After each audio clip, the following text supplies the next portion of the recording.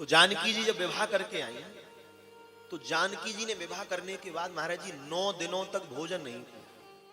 9 दिनों तक जानकी जी ने भोजन नहीं किया। जब 9 दिनों तक जानकी जी ने भोजन नहीं किया, तो सबने जा जाकर पूछा, भगवती बहुरानी अभी अभी तो तुम विवाह करके आई हो, क्या कारण है तुमने भोजन नहीं किया? मेरी मां ने किसी को नहीं बताया। कभी पूछने के लिए मां कैकेयी आती है, कहा क्या बात है तुमने भोजन नहीं किया? नहीं बताया। कभी कौशल्या आ रही, नहीं बताया। कभी माता सुमित्रा आ रही, क्या कारण है? विवाह करके 9 दिन हो गए तुम आई हो, भोजन नहीं किया। सबने बार बार पूछा, पर अंत में कैकेयी का मन नहीं माना। और जब मां कैकेयी पूछने के लिए गई, हे जानकी क्या कारण है तुमने भोजन नहीं किया? तो कैकेयी अम्मा को भगवती सीता जी ने क्या कहा? बोली मैं इस कुल का अन्न जल ग्रहण नहीं करूंगी। कहा क्यों नहीं करोगी? बोली इस कुल में ब्रह्म हत्या लगी है। कैकेयी को तो आश्चर्य हो गया, महाराज क्या कारण है? ये रहस्य तो कैकेयी को पता नहीं था कि इस सूर्यवंश पर ब्रह्मत्या के जैसा भयंकर दोष लगा हुआ है। हमने सब शास्त्र मेरे पिता जी ने कहा, मेरे पिता कहते हैं जिस घर में ब्रह्मत्या लगी है उस घर का अन्न ग्रहण नहीं करना चाहिए। उस घर का अन्न ग्रहण करने वाले जीव के सारे पुण्य नष्ट हो जाते हैं। और आपको इस कुल में ब्रह्मत्या लगी। जानकी जी ने जैसे पूछा, वो कैकेयी अम्मा ने जानकी जी से पूछा, हमारे कुल में किसकी ब्रह्मत्या लगी? कौन है? तो कहा तुम्हारे कुल में भांजे की हत्या होगी। हमारे क्या कहते हैं, एक कहावत है महाराज जी, एक ब्राह्मण ऐसी क्या कोई कहावत है, 100 ब्राह्मण एक भांजा, ऐसी कहावत है। तो उन्होंने कहा भांजे की हत्या की और उस घर में पानी भी नहीं पी सकते। जैसे ये बात जानकी जी ने, आग की तरह ये बात अयोध्या जी में फैल गई। पूरी अयोध्या में अग्नि के जैसी वार्ता फैल गई। अरे भैया सूर्यवंश में ब्रह्मत्या लगी है। ये बात परम पुण्यमयी महाराज जनक की बेटी जानकी ने आकर कहा है। दशरथ जी को जैसे कान में खबर लगी कि जानकी ने कहा इस वंश में ब्रह्मत्या लगी, तो दशरथ जी महाराज ने ध्यान लगाकर कहा कि बात कैसे कहती। और जैसे उन्होंने ध्यान लगाया तो कैकेयी कौशल्या आदि रानियों ने पूछा, महाराज क्या सूर्यवंश में ब्रह्मत्या लगी है? तो महाराज दशरथ के नेत्रों से अश्रु आ गए और दशरथ जी कहते हैं, आज मैं समझ गया जानकी साधारण पिता की पुत्री नहीं है, ये महाराज जनक की बेटी है। जिस रहस्य का पता मेरे स्वजनों को नहीं था, उस रहस्य का पता भगवती जानकी को पता चल गया। इससे प्रतीत हो रहा है निश्चित ये परम पुण्यशाली पिता की बेटी है, परम पुण्यमयी पिता की बेटी। हाँ कैकेयी सूर्यवंश को ब्रह्मत्या लगी। महाराज आपने कभी नहीं बताया, क्यों? महाराज जी श्रवण कुमार जो है ना, ये दशरथ जी के भांजे लगते हैं। अपनी माता पिता मां से पूछती थी मेरे मामा कैसे लगते हैं? बोले जिसके मस्तक पर सूर्यवंश का तिलक लगा हो श्रवण, वही तुम्हारे मामा है। जिनके मस्तक पर सूर्यवंश का तिलक शोभित हो रहा हो। बार बार पूछते क्यों? दशरथ जी कहते हैं जा पहुंचा सरयू तीर,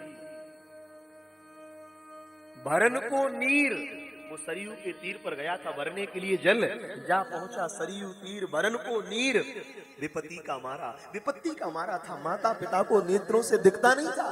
विपत्ति का मारा वो जल भरने को बेचारा। वो जैसे ही गया श्रवण को जब बाण लगा तो मैंने तो हिरण जाना था, नहीं श्रवण को पहचाना था। मैंने तो धोखे से बाण मारा था। और जैसे उसने मुझे देखा तो देख से ही कह दिया, मामा जी भेद बता देना, पितु मात को नीर पिला देना। देखते ही कहा, मामा जी ये भेद बता देना, पितु मात को नीर पिला देना।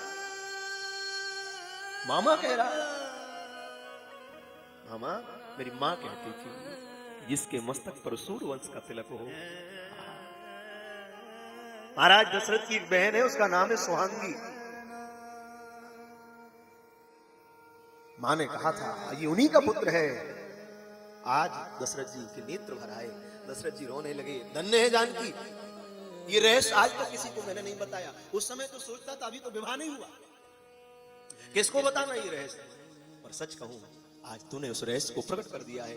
हे जानकी, जब तुम्हें ये रहस्य पता चल गया तो एक काम करना, क्या ये और बता दो कि इस ब्रह्महत्या के पाप से प्रायश्चित कैसे होगा,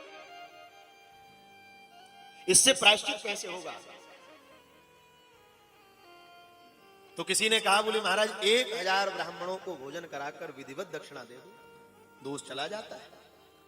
तो दशरथ जी ने जानकी जी से जाकर पूछा, बहुरानी हमने आचार्यों से सुना है 1000 वेदज्ञ ब्राह्मणों को भोजन कराकर विधि पूर्वक दक्षिणा देने से ब्रह्महत्या का पाप धुल जाता है, क्या यही ब्रह्महत्या से धुलने का कारण है? तो मेरी मां जानकी कहती, सीता जी कहती, बोले मेरे पिताजी ने ये नहीं बताया, मैं वही कहूंगी जो मेरे पिता बताएंगे, मेरे पिता ने नहीं बताया।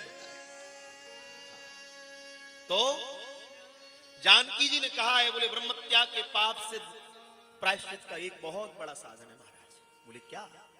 बोले जिस ब्राह्मण ने कभी किसी के यहां का अन्न ना खाया, किसी के घर का अन्न ना खाया हो, ना पानी पिया हो, केवल वही ब्राह्मण है जो सूर्यवंश की अयोध्या में आकर अन्न ग्रहण कर ले, उसी समय सूर्यवंश की ब्रह्महत्या का पाप धुल जाएगा। अब तो सब मौन हो गए, ऐसा कोई ब्राह्मण है जिसने कहीं खाया ना हो? सब विचार करने लगे। जब ऐसा प्रतीत हुआ, जब ऐसा ब्राह्मण नहीं दिखा, तो हाथ जोड़कर सबने सीता जी से पूछा, बोले बहुरानी जब तुमने यह बता दिया तो ये और बता दो कि वो ब्राह्मण है कौन जिसने किसी के यहां का अन्न जल नहीं। महाराज जी जानकी जी कह रही हैं, जानकी जी कह रही हैं इस सृष्टि में केवल एक ब्राह्मण ऐसा है जिसने किसी के यहां का अन्न नहीं खाया, जल नहीं पिया। बोले कौन है वो? बोले परम शिव भक्त रावण है जिसने कभी किसी के यहां का अन्न जल नहीं पिया।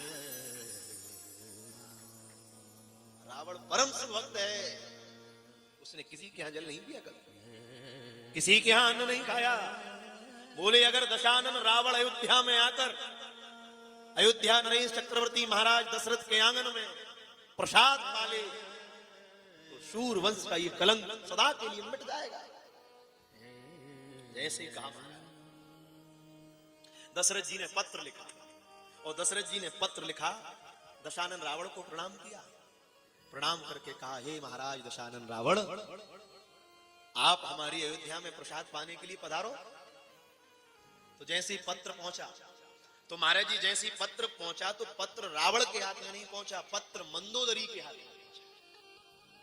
और जैसे ही मेरी मां मंदोदरी के हाथ में पत्र पहुंचा, मंदोदरी कौन है? मैंने कल बताया था, मंदोदरी धर्म पत्नी है, केवल पत्नी नहीं है, धर्म पत्नी है मंदोदरी, इसलिए उससे धर्म जुड़ा है। पत्र लेकर मंदोदरी ने पढ़ा, उस पत्र में लिखा था कि भोजन करने पधारो। तो मंदोदरी ने जाकर कहा, महाराज आपने कभी किसी के यहां का अन्न जल नहीं पाया, आप किसी के यहां का अन्न जल पाइए। तो उसी समय रावण ने कहा, बोले मेरा तो संकल्प है मैं किसी के यहां का अन्न जल ग्रहण नहीं करूंगा। तो कहा, महाराज जब ब्राह्मण कुल में जन्म लिया है और ब्राह्मण कुल में जन्म लेकर अगर तुम ब्रह्म कर्म करने गए हो और जब तक यजमान का अन्न नहीं खाओगे तब तक यजमान को फल नहीं मिलेगा। अब पंकज सोनी जी बढ़िया स्वाहा स्वाहा स्वाहा यजमानों को लेके करें, और जब तक राहुल शास्त्री जी, सत्येंद्र शास्त्री जी मुंह में खीर डालकर ना कहें आहा आहा, तब तक यज्ञ में पूर्ण अन्न कहां आएगा? यही बात रावण कह रहा, बोले कर्म तो हमने बहुत कराए, हम खाने किसी के नहीं, अन्न जल आदि कुछ नहीं लिया। क्यों नहीं लेते? दशानन ने कहा, मैं शिव भक्त हूं, मैंने प्रण लिया है, मैं परम शिव भक्त हूं, और मैं उसी के यहां जाकर अन्न जल ग्रहण करूंगा जिसकी उपासना साक्षात भगवान, जो साक्षात महादेव की उपासना करता। और मेरे प्रभु ने कहा था कि जो शिव भक्त होगा, और रावण समुद्र पार करने से पहले जिसने अपने हाथों से शिवलिंग बनाकर रामेश्वरम बना दिया, वो तुझे छोड़ नहीं सकता, संसार में तुझे कोई मार नहीं सकता।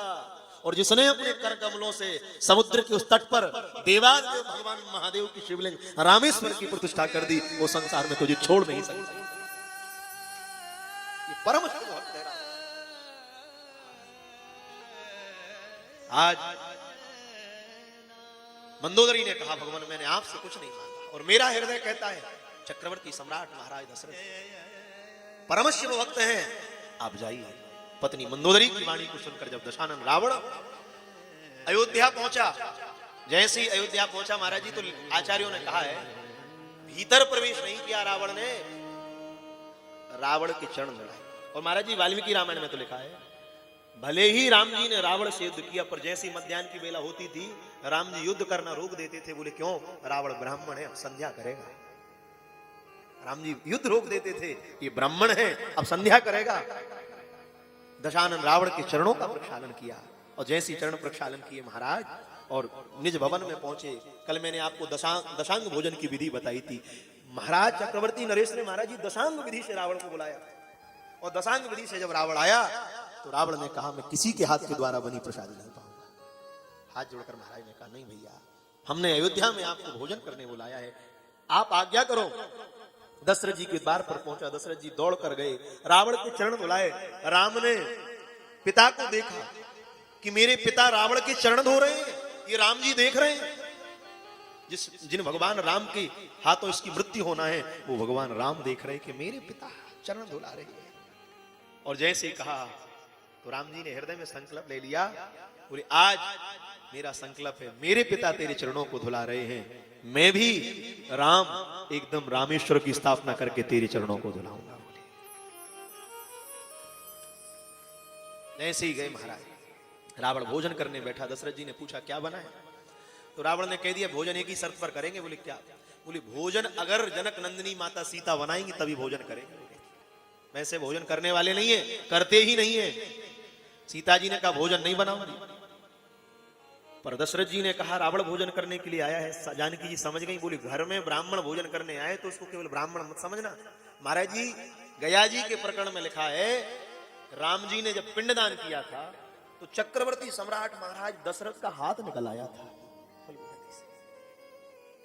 और जैसे हाथ निकला तो राम जी की परीक्षा ले रहे थे दशरथ जी कि कहीं पिता के मोह में, पिता की ममता में मेरा पुत्र राम शास्त्र की मर्यादा ना तोड़ दे। हमारे यहाँ विधान है पिंड को संभवतः कुश पर दिया जाता है, कुशा पर पिंडदान किया जाता है, कहीं इस कुशा की पिंडदान को छोड़ना दे, हाथ पर पिंड दे दो। बोले बेटा राम इस हाथ पर पिंड दे दो। राम जी ने हाथ पर पिंड नहीं दिया, कहा पिताजी पिंड देने का अधिकार कुशा का है। जैसे ही राम जी ने कहा दशरथ जी परम प्रसन्न हो गए। जय हो जय हो, आज सूर्यवंश पवित्र हो गया जहां राम जैसे पुत्र ने जन्म। धन्य है राम। महाराज जी जानकी जी ने भोजन बनाया, 3 ब्राह्मण भोजन करने आए थे, मेरी मां परोसने नहीं आई। राम जी ने परोसा, प्रसाद पवाया। फिर जानकी जी बाद में राम जी थोड़े नाराज हो गए, बोले देखो विप्र भोजन करने आए तुम परोसने नहीं आए। हाथ जोड़ करके किशोरी जी ने कहा, बोले देखो भोजन तो हमने बनाया था पर हम परोसने इसलिए नहीं आए। जानते हो वो 3 ब्राह्मण कौन थे? राम जी ने कहा कौन थे? बोले जो पहले नंबर पर बैठे थे वो चक्रवर्ती नरेश महाराज दशरथ के रूप में आए थे। वो पिताजी थे, उनके निकट जो बैठे थे वो पिताजी के पिताजी थे। जैसे आचार्य जी कह रहे थे 3 पीढ़ियां होती हैं, उनके निकट पिताजी के पिताजी के पिताजी बैठे थे। अब बोले जहां ससुर और ससुर के भी पिताजी बैठे हो वहां बहू रानी थोड़ी आएगी, बोले इसलिए लोक मर्यादा थी ना। तो जानकी जी ने कहा मैं भोजन बनाऊंगी क्योंकि पूर्वजों के भाव से आया। दशरथ जी ने कहा खूब प्रेम से भोजन बनाया और भोजन बनाकर रावण ने भोजन ग्रहण किया। महाराज अंत में जब दशानन रावण ने भोजन ग्रहण कर लिया तो दशरथ जी ने कहा दक्षिणा मांग लो, क्या चाहिए? जो दक्षिणा मांगोगे वो दक्षिणा दे दूंगा, मैं दक्षिणा देने के लिए तैयार हूं। सीता ने, रावण ने कह दिया, बोले महाराज आपसे दक्षिणा नहीं लूंगा। तो बोले जिसने भोजन बनाकर कराया है दक्षिणा उसी से लूंगा। जानकी जी से कहा, बोले दक्षिणा आपसे लेंगे। जानकी जी ने कहा पिताजी क्या होती तो दक्षिणा दे देती अपनी मर्जी से, तो पति क्या है, यहाँ लोक मर्यादा है, यहाँ मेरे पास मैं स्वतंत्र नहीं हूं दक्षिणा देने का। रावण ने हाथ जोड़कर जानकी से कहा, मां मुझे संसार की कोई दक्षिणा नहीं चाहिए। क्या चाहिए? रावण ने कहा मां मुझे दक्षिणा देना चाहती हो तो एक कृपा करो। बोले क्या?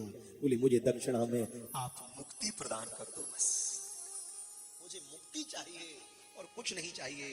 सीता जी ने कहा ये मुक्ति मैं अपनी इच्छा से नहीं दे सकती, पिता क्या होती तो अपनी इच्छा से दे देती, पति क्या हूं, पहले पति से तो पूछ लूं जाकर। किशोरी जी दौड़ कर गई, राम जी से पूछा, भगवान रावण भोजन करने आया, भोजन करके तृप्त हो गया, दक्षिणा मांग रहा है और दक्षिणा में कह रहा है मुक्ति दे दूं, तो आप आज्ञा करें मैं मुक्ति दूं कि ना दूं। ब्राह्मण दक्षिणा में मुक्ति मांग रहा है। तो राम जी आश्चर्य में पड़ गए। राम जी ने, जानकी जी ने कहा आश्चर्य में क्यों पड़ गए? राम जी कहते हैं उसने मांगी है मुक्ति, और मुक्ति तब तक नहीं मिलेगी। बोले कब तक? बोले जब तक रावण के घर में नहीं जाएगी भक्ति तब तक नहीं मिलेगी मुक्ति। और जानकी जी कौन है? जानकी है भक्ति। जब तक जानकी नहीं जाएगी तब तक रावण को मुक्ति नहीं मिल सकती। तो कहा आपको जाना पड़ेगा। राम ने कहा भक्ति को लंका भेज दूंगा। और भक्ति को लंका कौन भेज सकता है? कौन भक्ति जाएगी? बोले जो शिव उपासक होगा, शंकर का उपासक है, इसको मुक्त करेगा, उसको वरदान था। इसलिए भैया राम परम शिव भक्त हैं, जानकी परम शिवा।